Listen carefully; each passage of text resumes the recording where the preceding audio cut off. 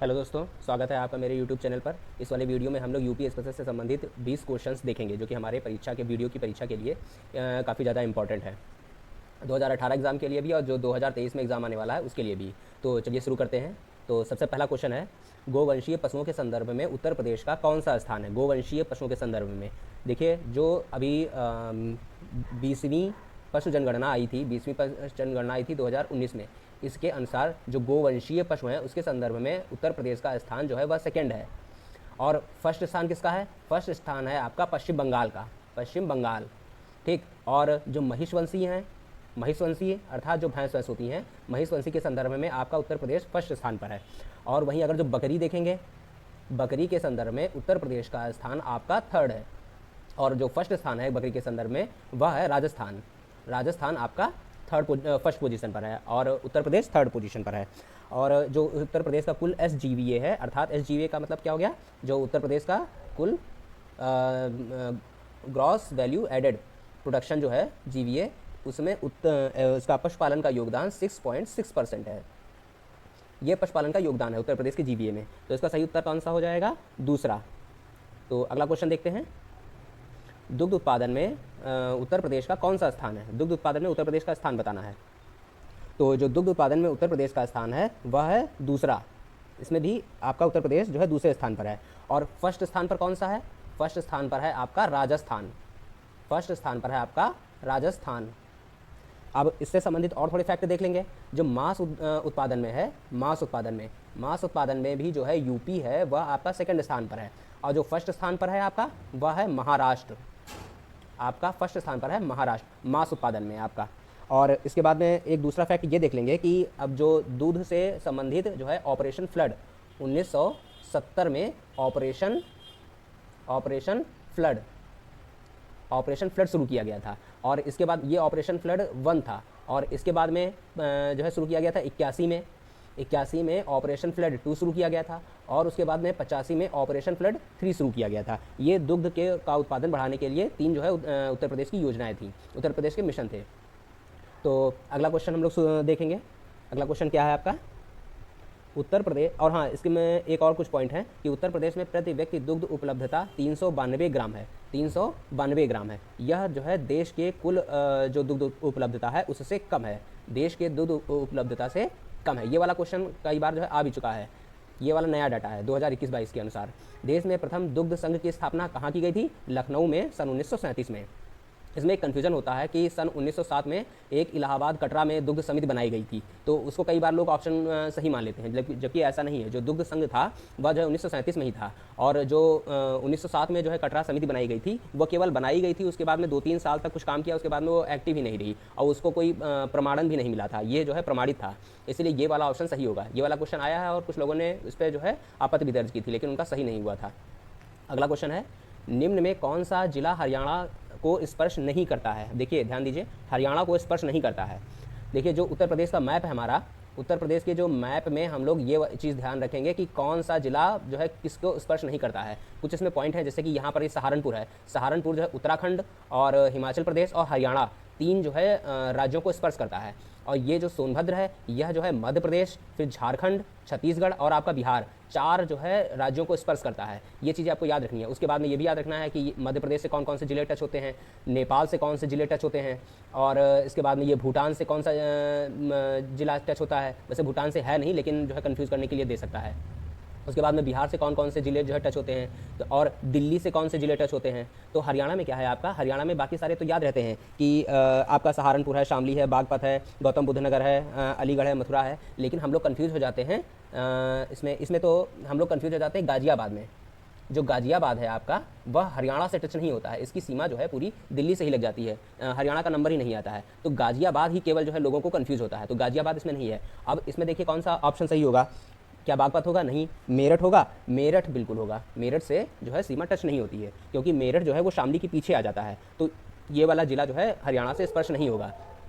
बाकी सारे ज़िले जो है इससे होंगे। कौन कौन से ज़िले होंगे? सहारनपुर, उसके बाद में हो जाएगा शामली, उसके बाद में हो जाएगा बागपत। ये सीरियल से हैं बागपत में देखिए गाज़ियाबाद आता है, लेकिन गाज़ियाबाद नहीं होगा। फिर आ जाएगा गौतम बुद्ध नगर, उसके बाद में आ जाएगा अलीगढ़, अलीगढ़, उसके बाद में आ जाएगा मथुरा। इतने ज़िले हैं। अब इसके साथ में आप लोग एमपी, बिहार से टच होने वाले ज़िले और नेपाल से टच होने वाले ज़िले भी देख लेना है। अगला क्वेश्चन, उत्तर प्रदेश का सबसे कम वार्षिक वर्षा, ध्यान दीजिए, सबसे कम वार्षिक वर्षा वाला जिला कौन सा है? इसका सही उत्तर क्या हो जाएगा? रायबरेली। रायबरेली में सब जो है वार्षिक वर्षा सबसे कम होती है। अच्छा, सबसे अधिक वार्षिक वर्षा वाला कौन सा जिला है? सर्वाधिक जो मैक्सिमम वार्षिक वर्षा है वह होती है आपके गोरखपुर में। और जो उत्तर प्रदेश की जो 86% वर्षा है वह उत्तर पूर्व माफ़ करिए दक्षिण पश्चिम मानसून की जो शाखा आती है बंगाल की खाड़ी से, उससे वर्षा होती है। दक्षिण पश्चिम मानसून की बंगाल खाड़ी शाखा, अरब सागर वाली शाखा नहीं, बंगाल की खाड़ी वाली शाखा, इससे सर्वाधिक वर्षा होती है। और एक चीज़ और है कि जो मैक्सिमम रेन हुई थी 2021 में, वह आपकी हुई थी सोनभद्र में। वार्षिक वर्षा तो गोरखपुर है, लेकिन 2021 में दर्ज किया गया था कि सोनभद्र में सर्वाधिक वर्षा हुई थी 2021 में। और जो मिनिमम वर्षा हुई थी, मिनिमम में वार्षिक वर्षा नहीं, जो 2021 में दर्ज की गई थी वह था आपका अलीगढ़। वार्षिक वर्षा या फिर 2021 के आंकड़े, इसमें थोड़ा सा जो है डिफरेंस है, देख लेना जैसा क्वेश्चन है पेपर में। अगला क्वेश्चन, उत्तर प्रदेश में सर्वाधिक बंजर भूमि किस जिले में है? झांसी, हरदोई, बलिया, आगरा। देखिए, जो आगरा और इटावा हैं ये सबसे ज़्यादा जो है वायु अपर्दन से प्रभावित हैं, तो बंजर भूमि का इलाका तो है, लेकिन जो सर्वाधिक वाला इलाका है वह है आपका झांसी में। झांसी में सर्वाधिक बंजर भूमि है। अच्छा, इससे संबंधित कुछ और फैक्ट देख लेते हैं हम लोग। अभी 2021 में एक रिपोर्ट आई थी, उसमें बंजर भूमि एटलस जारी किया गया था, तो इसमें था कि हरदोई में सर्वाधिक कमी हुई थी। हरदोई में बंजर भूमि में सर्वाधिक कमी हुई थी। और जो सर्वाधिक वृद्धि हुई थी वह हुई थी बलिया में सर्वाधिक वृद्धि हुई थी। और जो सर्वाधिक बंजर भूमि है वह आपका झांसी है, और सेकंड स्थान पर आपका है आगरा। ये बंजर भूमि एटलस के अनुसार है, तो एक प्रमाणिक आंकड़े हैं एकदम। तो अगला क्वेश्चन देखेंगे, इनमें से कौन सी गंगा की सहायक नदी नहीं है? देखिए, गंगा जी की जो सहायक नदी, अब पहले तो सिंपल क्वेश्चन आता था कि चंबल है या नहीं है, तो अब तो सब लोग जान गए हैं कि चंबल, बेतवा, केन ये तो हैं, लेकिन अब उसके आगे की जो नदियां हैं जैसे कि टोंस है, कर्मनाशा है, इसके बारे में भी हमें जानना पड़ेगा। देखिए, जो टोंस नदी है, जैसे कि जो गंगा नदी है, इसमें हम लोग देख लेंगे, जैसे मान लीजिए ये गंगा नदी आती है, यहाँ से बहती है रामगंगा यहाँ पर, और रामगंगा नदी जो है यह कन्नौज में जाके मिल जाती है गंगा नदी से। उसके बाद में नंबर आता है गोमती का। गोमती नदी जो है वह गाजीपुर में जाके मिल जाती है। और उसके बाद में इधर जो है शारदा और इधर से घाघरा, ये दोनों नदियाँ मिलके आती हैं। और जब ये दोनों नदियाँ मिल जाती हैं, फिर यहाँ से सरयू नाम से आगे बहती हैं, और यह जाके बिहार के छपरा में, उत्तर प्रदेश में नहीं मिलती हैं, बिहार में आगे छपरा में मिल जाती हैं। छपरा में ये मिल गई। उसके बाद में यहीं पर जो ये घाघरा नदी है, ये घाघरा या सरयू, जो सरयू नदी है ये है शारदा या काली नदी भी इसको बोलते हैं। तो इसी में जो है मिलती है आपकी राप्ती नदी कहाँ पर आके मिलती है? देवरिया, आपकी देवरिया नदी में मिलती है। इसके बाद में आपकी गंडक जाती है, फिर तो आगे फिर यूपी के बाहर चले जाएंगे। और इसी तरह जो ये हो गया जो गंगा नदी है इसका उत्तरी किनारा, और जो इसका दक्षिणी किनारा है वहाँ से सबसे बड़ी नदी तो आपकी ये हो गई यमुना नदी। अब यमुना नदी में यहाँ पर है हिंडन नदी, जो कि यमुना की सहायक नदी है। हिंडन नदी ये गाजियाबाद में जो है यमुना से मिलती है। उसके बाद में यहाँ पर आता है चंबल नदी, ये आपकी आती है चंबल नदी आपकी मिलती है इटावा, ये हो गया इटावा। उसके बाद में आती है चंबल बेतवा, ये क्या हो गई? बेतवा नदी आके जो मिलती है वह है हमीरपुर। चंबल बेतवा। उसके बाद में आता है चंबल बेतवा केन नदी, जो केन नदी आके मिलती है वह जो है मिलती है बांदा में। उसके बाद में कौन सी आती है?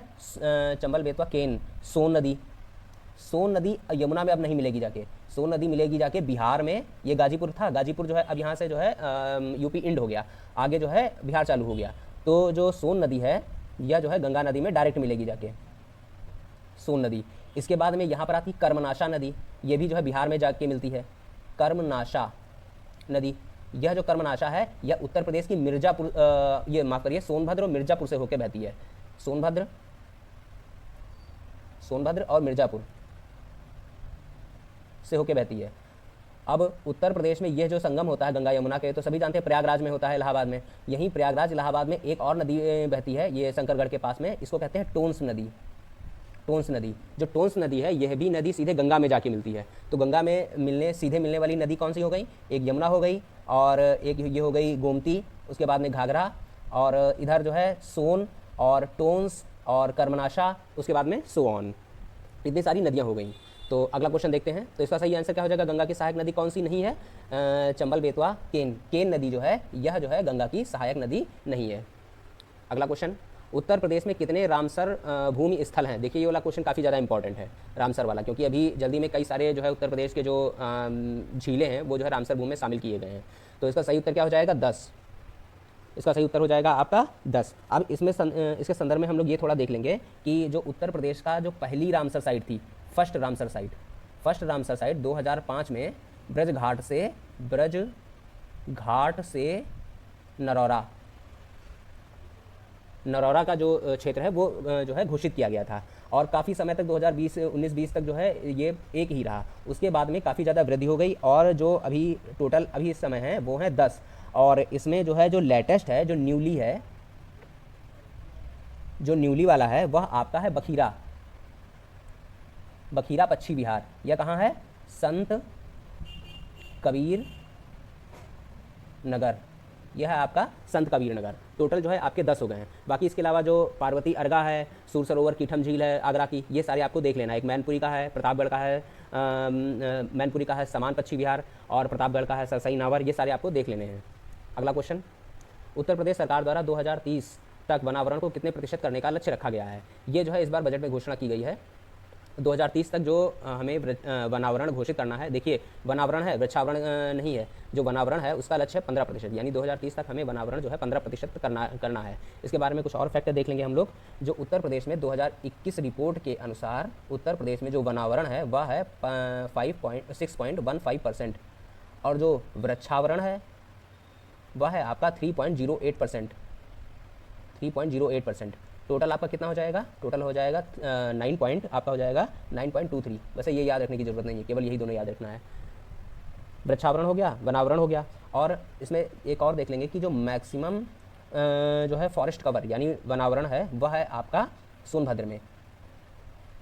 सोनभद्र, और जो मिनिमम जो है फॉरेस्ट कवर है वह आपका है भदोही डिस्ट्रिक्ट में। तो ये इतने पॉइंट है, ये आपको ध्यान रखने हैं। 15% करने का लक्ष्य रखा गया है। कब तक? 2030 तक। दोनों पॉइंट इंपॉर्टेंट हैं। ऑपरेशन ग्रीन योजना उत्तर प्रदेश में कब शुरू की गई थी? ऑपरेशन ग्रीन योजना वृक्षारोपण से संबंधित है, और इसका जो है ये शुरू की गई थी 2001 में। उत्तर प्रदेश सरकार द्वारा 2001 में योजना शुरू की गई थी। जो वृक्षारोपण से संबंधित कुछ अन्य योजनाएं हैं उसके बारे में हम लोग देख लेंगे। एक तो सामाजिक जो वनीकरण योजना है, ये काफ़ी ज़्यादा पूछता है। तो जो सामाजिक वनीकरण योजना थी, सामाजिक वनीकरण योजना, वो 1979 में जो है शुरू की गई थी, और जो भारत में शुरू की गई थी वह 1976 में शुरू की गई थी भारत में, यानी केंद्र में, माफ़ करिए केंद्र में, इसको केंद्र में कर लेते हैं। भारत में तो उत्तर प्रदेश भी आ जाएगा।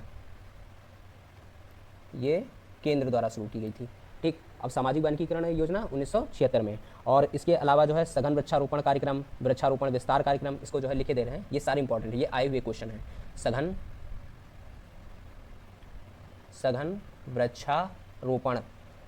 वृक्षारोपण, उसके बाद में वृक्षारोपण विस्तार।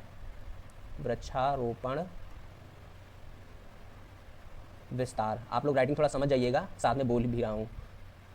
2005 और 6 में, और उस 6 के बाद में क्या आता है? 2007 और 8 में। इसको सीरियल से याद रखना है। सघन वृक्षारोपण, फिर वृक्षारोपण विस्तार। अब जो नई योजना इस समय काफ़ी ज़्यादा चर्चा में चल रही है उसका नाम है गंगा हरितिमा अभियान। गंगा हरितिमा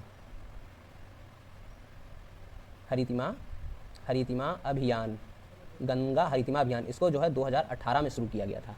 गंगा हरितिमा अभियान कब शुरू किया गया था? 2018 में। 27 जिलों में शुरू किया गया था। 27 जिले कौन कौन से होंगे?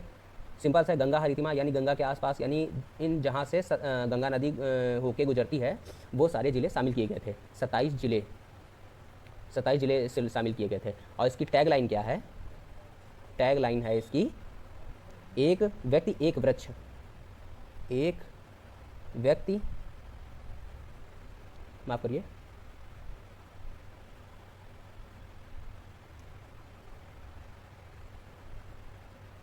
एक व्यक्ति एक वृक्ष, यह इसकी टैगलाइन थी। और जो इससे पहले जो केंद्र में, ये तो हो गई उत्तर प्रदेश की गंगा हरितिमा अभियान, और इसी तरह एक केंद्र में भी चल रही है योजना वृक्षारोपण के लिए, वो 5 राज्यों में शुरू की गई है, वह है गंगा वृक्षारोपण। गंगा वृक्षारोपण। इसी के बाद में जो है गंगा हरितिमा अभियान उत्तर प्रदेश सरकार द्वारा शुरू किया गया था, ये भी 2018 में शुरू की गई थी। ये 5 राज्य हैं, जब 27 जिलों से होकर गंगा नदी बहती है वहाँ पर गंगा हरितिमा अभियान शुरू किया गया है। तो जो 5 राज्य हैं जहाँ से गंगा नदी बहेगी वही 5 राज्य होंगे, जैसे कि उत्तराखंड हो गया, उत्तर प्रदेश हो गया, बिहार हो गया, बाकी आगे जितने आप जो है देखें। और इसके बाद में जो इसकी टैगलाइन थी, जो केंद्र वाला है, जो गंगा वृक्षारोपण अभियान, इसकी थी एक पौधा गोद लें। दोनों में जो है थोड़ा सा अंतर ध्यान रखना है। जो राज्य है उसका है एक व्यक्ति एक वृक्ष, और जो केंद्र वाला है इसका है एक पौधा गोद लें। एक पौधा गोद लें। इन दोनों की जो है टैगलाइन अलग अलग है, स्टार्टिंग ईयर दोनों का एक ही है। अगला क्वेश्चन, 2023 में उत्तर प्रदेश सरकार ने कितने वृक्षों के रोपण की योजना बनाई है? ये काफ़ी ज़्यादा इंपॉर्टेंट है। एक तो 15% आपको जो है वनावरण करना है, और दूसरा 25 करोड़ पेड़ लगाना है। 25 करोड़ पेड़ लगाने का लक्ष्य निर्धारित किया गया है। इससे पहले ये लक्ष्य 30 करोड़ था, लेकिन बाद में 5 करोड़ फिर इसमें ऐड ऑन कर दिया गया, तो टोटल जो है 35 करोड़ हो गया है। ये 35 करोड़ की जो संख्या है ये थोड़ी इंपॉर्टेंट है। अगला क्वेश्चन, उत्तर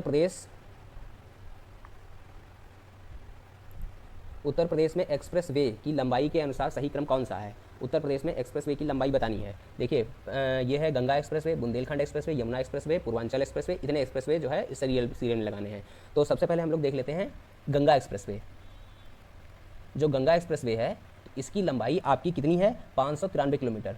और यह जो है उत्तर प्रदेश सरकार ने भी वर्ड यूज़ किया है संभवतः या शायद, यह जो है एशिया का सबसे बड़ा जो है एक्सप्रेस वे होना चाहिए उत्तर प्रदेश सरकार के अनुसार, लेकिन वो भी कंफर्म नहीं है। तो ये मान के चलिए कि अभी तो भारत का सबसे बड़ा एक्सप्रेसवे है ही है गंगा एक्सप्रेसवे। और उसके बाद में सेकंड नंबर पे आता है आपका पूर्वांचल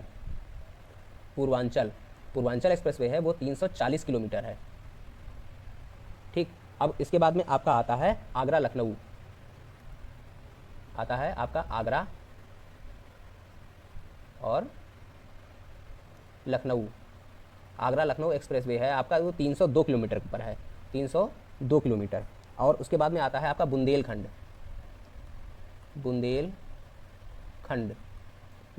जो आपका है वह है 296 किलोमीटर।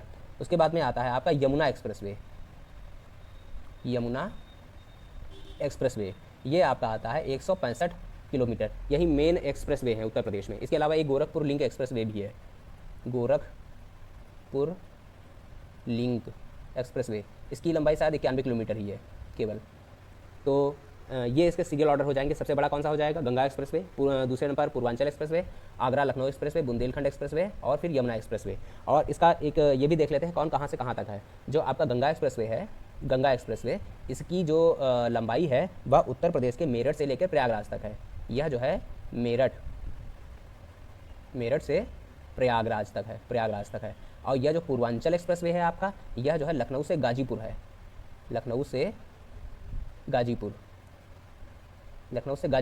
और आगरा लखनऊ एक्सप्रेसवे, ये तो नाम से ही है कि आगरा से लखनऊ तक होगा। और उसके बाद में आता है ये आपका बुंदेलखंड एक्सप्रेसवे। जो बुंदेलखंड एक्सप्रेसवे आपका है चित्रकूट से लेकर इटावा तक है। इसमें 7 डिस्ट्रिक्ट्स हैं। और उसके बाद में गोरखपुर लिंक एक्सप्रेसवे, ये तो है आजमगढ़ से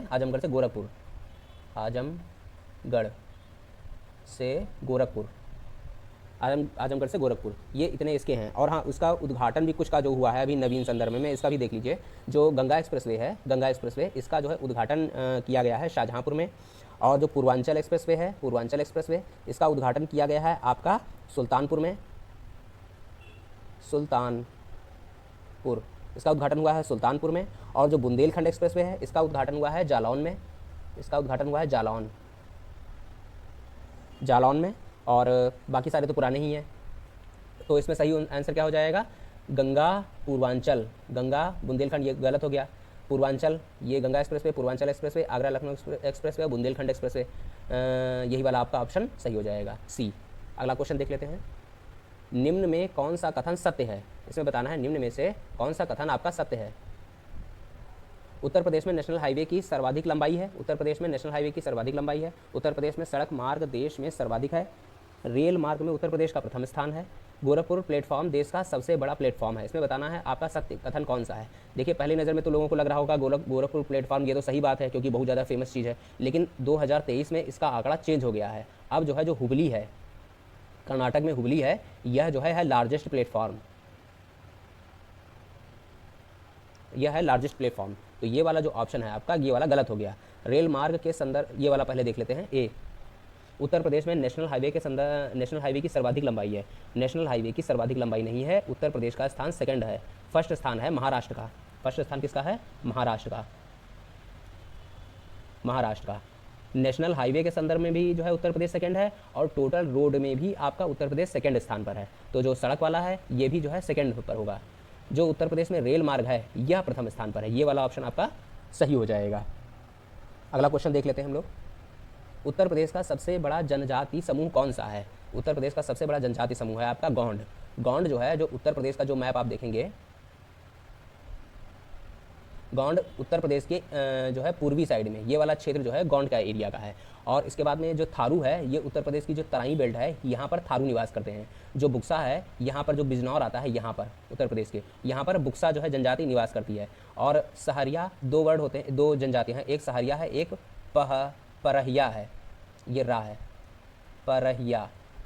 परहिया, जो परहिया जनजाति है ये सोनभद्र में है, परहिया। और जो सहरिया है वह है ये ललितपुर।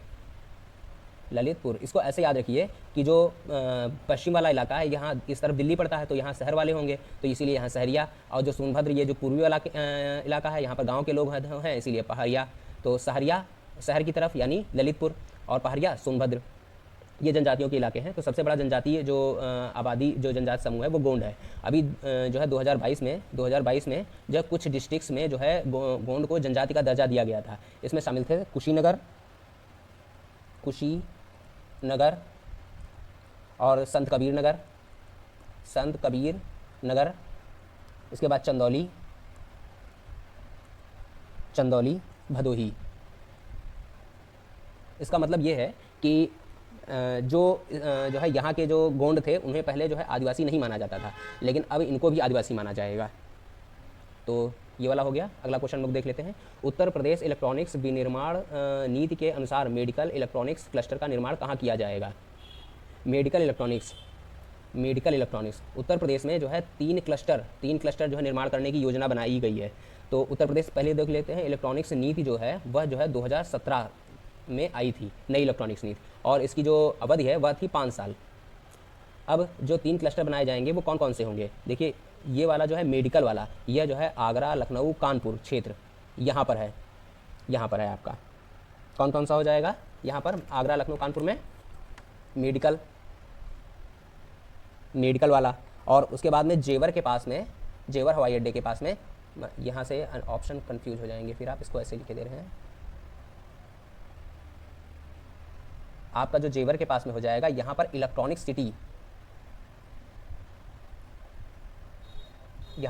सिटी डेवलप की जा रही है।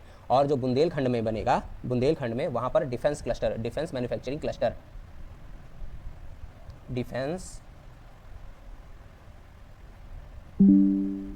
Manufacturing cluster.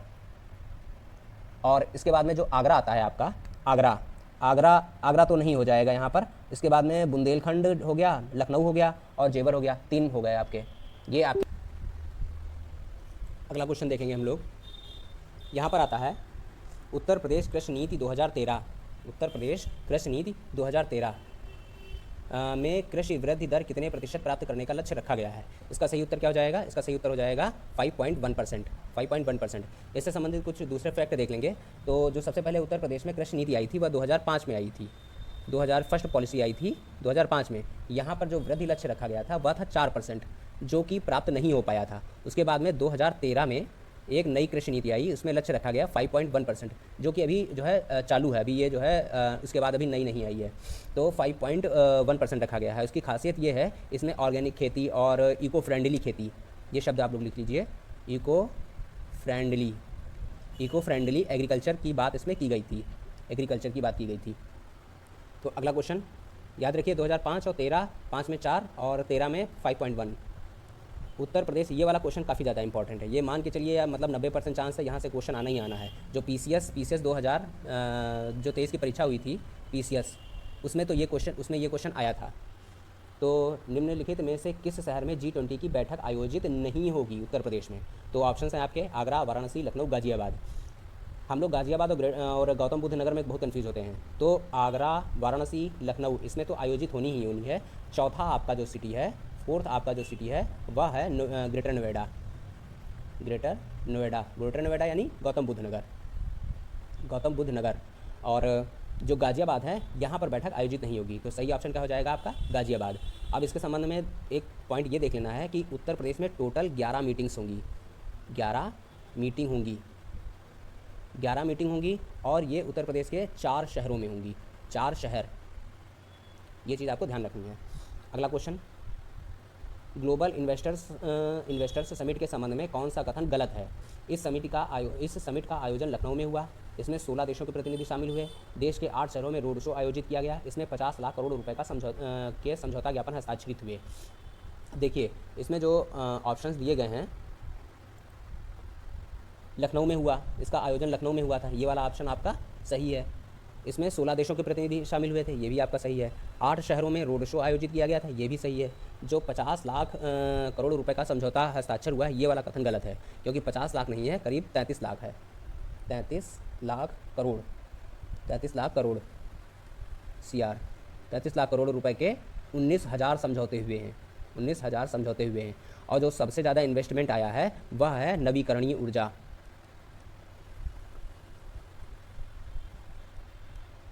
नवीकरणीय ऊर्जा में सबसे ज़्यादा इन्वेस्टमेंट आया है।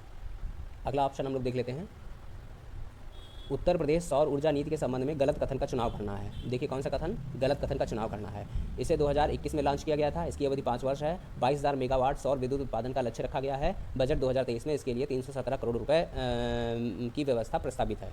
देखिए जो अभी उत्तर प्रदेश में जितनी योजनाएं आ रही हैं, केंद्र में भी जितनी योजनाएं आ रही हैं, उनकी अवधि अधिकतर 5 वर्ष ही होती है, तो ये वाला ऑप्शन सही हो जाएगा। उसके बाद में जो है कि 22,000 मेगावाट, ये भी सही है। और उसके बाद में है बजट 2023 में इसके लिए जो है 317 करोड़ रुपए की व्यवस्था की गई है, ये भी ऑप्शन सही है। ये वाला जो ऑप्शन है लॉन्च की गई थी 2021 में, ये गलत है, ये जो है लॉन्च की गई थी 2022 में। और अगला क्वेश्चन देख लेते हैं हम लोग, देश की जीडीपी में उत्तर प्रदेश का योगदान कितने प्रतिशत है?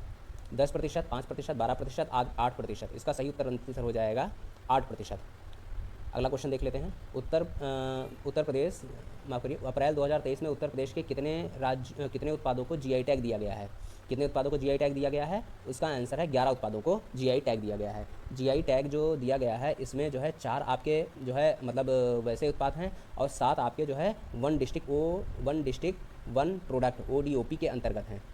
7 यानी क्राफ्ट, ये जैसे कि कुछ बनाया जाता है। एक होता है कि ज्योग्राफी में कहीं पर वो मतलब नेचुरली चीज़ मिल रही है, जैसे कि जो 4 उत्पाद मुख्य हैं उसमें बनारसी पान है और आम है लंगड़ा, बनारसी लंगड़ा आम है, ठीक। और इसके बाद में एक उत्पाद है चंदौली में है आदम चीनी चावल, इसको लिख लीजिए क्योंकि ये इम्पॉर्टेंट है। चंदौली का है आदम चीनी चावल, आदम चीनी चावल। और जो पान और लंगड़ा तो हो गया बनारस का। इसके बाद में है रामनगर भाटा मतलब होता है बैगन, रामनगर भाटा। ये जो है 4 उत्पाद इसके हैं और 7 ODOP के हैं। तो ODOP में जो मतलब अलीगढ़ का ताला है एक, और जो आपको भूलेगा वह है हाथरस की हींग है, ये आपको भूलेगा क्योंकि अलीगढ़ का ताला तो सभी को पता है। इसके बाद में बांदा का है सजर पत्थर शिल्प। सजर पत्थर जो है केन नदी में पाया जाता है, सजर पत्थर शिल्प। और बांदा हो गया। एक है बिजनौर का जो है वह है नगीना काष्ठ शिल्प, नगीना काष्ठ, नगीना काष्ठ शिल्प, ये जो है इतने हैं। तो टोटल जो है अभी उत्तर प्रदेश में कितने हो गए हैं जीआई टैग? 48 हो गए हैं जीआई टैग। और इसमें जो जीआई टैग वाला जो इंटेलेक्चुअल प्रॉपर्टी राइट एक्ट था वो वो भारत में जो है आया था 1999 में, और प्रभावी हुआ था 2003 में। Intellectual property rights act, intellectual property rights act 1999 में आया और 2003 में प्रभावी हुआ। और जो फर्स्ट जीआई टैग दिया गया था वह थी दार्जिलिंग चाय। दार्जिलिंग चाय था, वह जो है दिया गया था पश्चिम बंगाल का। और एक क्वेश्चन ये भी है, क्या एक उत्पाद को 2 राज्यों को दिया जा सकता है जीआई टैग? तो इसका उत्तर है हाँ, क्योंकि जो बासमती चावल है इसका जीआई टैग कई जो है राज्यों को दिया गया है। उत्तर प्रदेश है, पश्चिम बंगाल है और पंजाब भी है, तो कई लोगों को दिया जा सकता है एक ही जीआई टैग। और इसमें एक और इम्पॉर्टेंट फैक्ट है कि जो अभी सबसे ज़्यादा जीआई टैग पाने वाला राज्य है, सबसे ज़्यादा जीआई टैग पाने वाला राज्य है वह है केरल। केरल में जो है मैक्सिमम जीआई टैग हो गए हैं। और सेकंड स्थान पर जो आपका है ऑब्वियसली उत्तर प्रदेश, सेकंड जो है यूपी है। और ये तो हो गए इस तरह से। अगर जो आप